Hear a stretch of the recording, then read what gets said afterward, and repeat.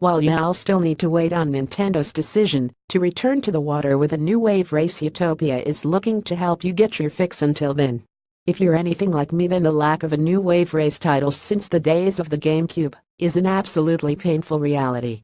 The feel of the waves and their unpredictable flow absolutely made it one of my favorite racers of all time. Thankfully, it seems that, if Nintendo isn't willing to give us a sequel, then the folks at Sordix are looking to step onto the scene to deliver wave riding, stunting, and racing action to the Nintendo Switch. As the latest iteration in their Aqua moto racing series, Utopia is showing a certain level of refinement in how it handles the waves and their action.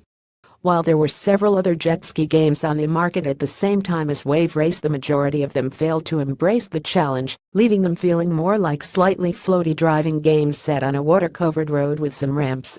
Utopia is obviously aiming for the fences, and not only brings impressive water effects to the game reminiscent of wave races, it also in some cases makes them bigger and choppier. This is absolutely at the crux of my excitement for this title coming to the Switch.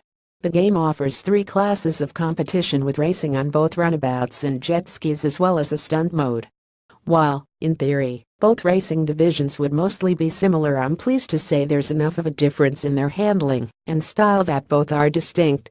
The runabout racing tends to be far more aggressive, with people bumping and jockeying for position, while the jet ski races require quite a bit more careful maneuvering and are more risky for getting physical.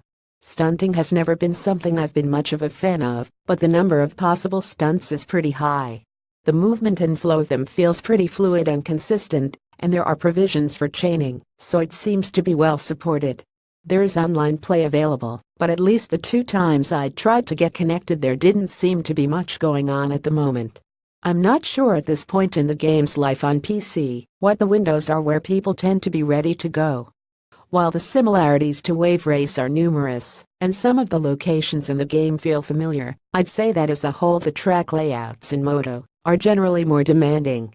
Not only are the waves typically bigger, but there are often almost slalom-like sections to tracks that will demand you bring your speed down, carefully consider how you're coming off of waves, and generally forcing you to race more carefully than I remember.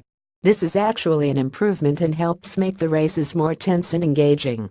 Looking forward to seeing how this will translate on the Switch. This preview is based on the PC version of the game, but should be representative of both the content and general appearance of the final product on the Nintendo Switch.